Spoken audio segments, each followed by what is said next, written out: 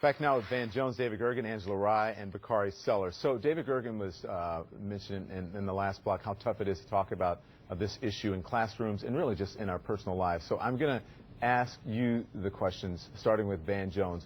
What is your racial blind spot? I have no prejudice against anyone, and I pass. All right. And look, I'll tell you the truth.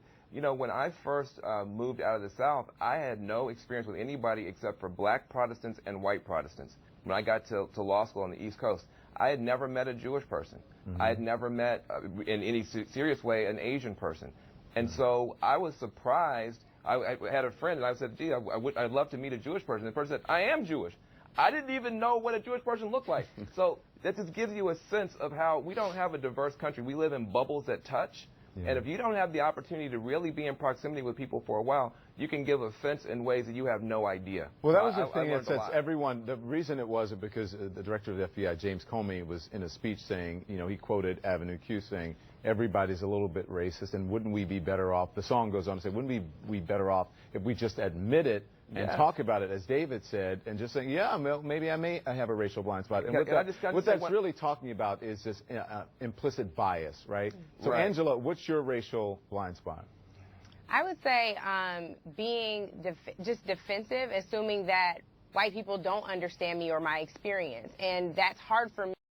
I think it's something I transitioned into in moving to D.C. It's become very black and white for me, whereas I grew up in Seattle, Washington, which is a melting pot. My dad had us around all types of different people and all types of different activism. So I grew up fighting for all types of racial injustice for all types of different communities. And so being here where it's very black or white or brown and no commingling on issues, I think it's been tough for me. And so I automatically assume people don't understand, and I would like to get rid of Bakari? that. Well, I think mine comes from a place that's very historical for me and personal for me.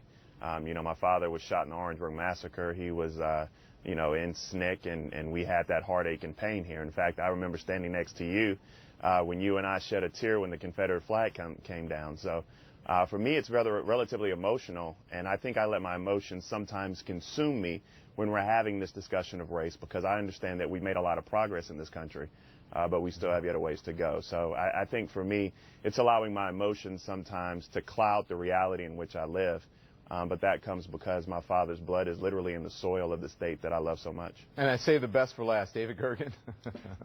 Well, I came out of the South as well, and I grew up in North Carolina, and one of the most satisfying times I've ever had in public life was working for a governor, Terry Sanford, very progressive, and worked with him on civil rights. But I thought I understood that generation of African Americans.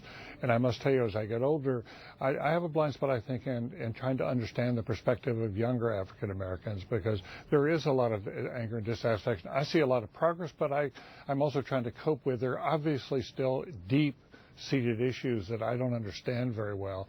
Mm-hmm. And through the generosity of Sheila Johnson, who was a co-founder of Black Entertainment Television, we now have a lot more African-American students coming to the Kennedy School where I teach, and I spend a lot of time with them.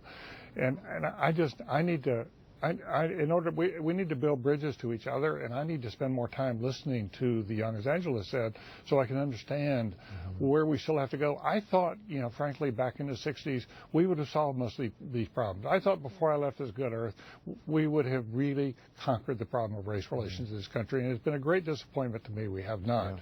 And I think we have to double down. Yeah. So I've shared mine, and mine is sort of close to Bakari's and to Angela Rye's, is that when there is a slight of some sort, or if I don't feel included in some way, that I don't always jump to race or racism as the default. And working as a journalist, I think that I have overcome that, at least to the extent that you can. And that's really tough for African Americans to overcome, because we see it, Van, Bakari, Angela, we see it in our social media feeds where people don't understand that one, in order to be in this role, in this position, one must be objective. And as one of my mentors says, it is not your job to be super black man. You're a journalist and you have to be objective. We know how you feel. We know that you're human, but you have to be objective. You have to serve all of your viewers, much as the president has to serve every person in the United States, every citizen of the United States. Go ahead, Van. it's also this weird thing now where, for instance, you take someone like a Donald Trump, and he's angry, and it's almost like it's a badge of honor. It's like it's his whole claim to fame is he's angry. And I think to myself, when is it okay for anybody else to be angry? If I said, look, I'm a young Muslim leader, and I'm going to channel the anger of the Muslims, people will be trying to put me under the prison. Or if I'm a lesbian, I'm going to get all the angry lesbians together. We must be heard. We're going to channel our anger. That's not welcome. But for some reason, this one white dude can be the angriest person in the world, and we're all like fascinated. Oh, well, we got to take his anger seriously. And he's taking us back so Go ahead. far. You're literally watching someone who, and I have not seen or experienced the 60s. Watched it on Eyes on the Prize, and I've heard it from my parents, and I've heard it from my other aunts. I'm just being honest with you. We have to watch it every Black History Month in my family.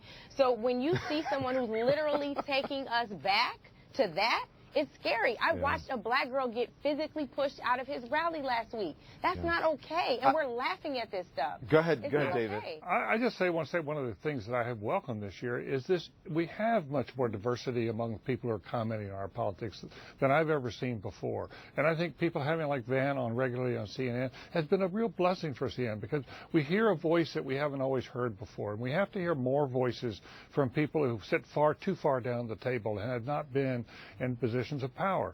That's the way we're going to bring the country together. And so I think at least we can celebrate the fact that there are so many more diverse voices now on television, here on CNN, that makes for a richer conversation and a more productive conversation. So both Democratic candidates have met with Black Lives Matter spokespeople. Republicans, though, have yet to engage with that movement or with the people from that. Bakari, why is that? How much will this matter?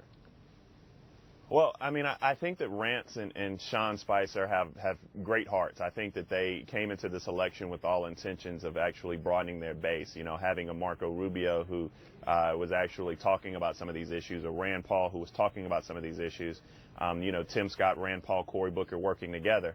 However, when you have Ted Cruz and when you have Donald Trump who've monopolized the conversation, and Donald Trump has tapped into this George Wallace vein of the political discourse that we're having in this country now, the playbook's thrown out the window. I go back to the first debate they had when Scott Walker literally spent 47 seconds talking about civil rights and issues that were related to Black Lives Matter. And just recently in Detroit, Michigan, Marco Rubio gave the lone answer to the Flint water crisis, and we all know that Flint wouldn't happen in Orange County.